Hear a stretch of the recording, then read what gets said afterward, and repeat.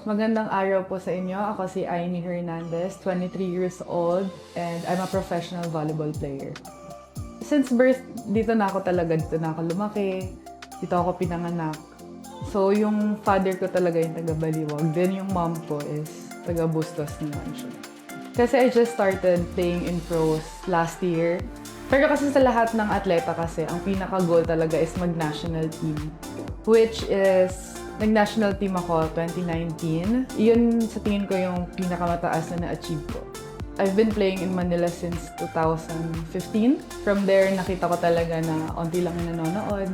Kilala na siya, pero hindi siya kasing tunog nung sa basketball. Before naman, wala naman tayo like dito sa Baliwag. Wala tayong volleyball. Ang interbarangay natin is puro basketball lang. So parang ngayon natutuwa ako kasi kahit papano, meron na tayong club ng volleyball ngayon. Minessage nila ako.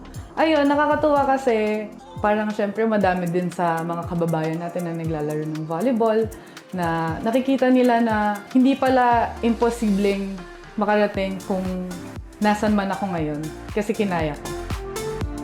Proud ako kasi every time na sa social media, madami nagko-comment na kababayan ko sila. Pagka umuwi ako dito, lalo na yung mga bata, mga elementary students, ganyan, nakikilala nila ako. And natutuwa ako kasi nanonood sila ng volleyball. Like, nakikita ko sila, naglalaro din sila ng volleyball, like sa side lang. So, nakakatuwa kasi nagkakaroon sila ng inspiration from me. I think maganda siyang start para sa ating mga Baliwagenyo na i-achieve natin yung goal natin, which is makarating sa pros, ganyan.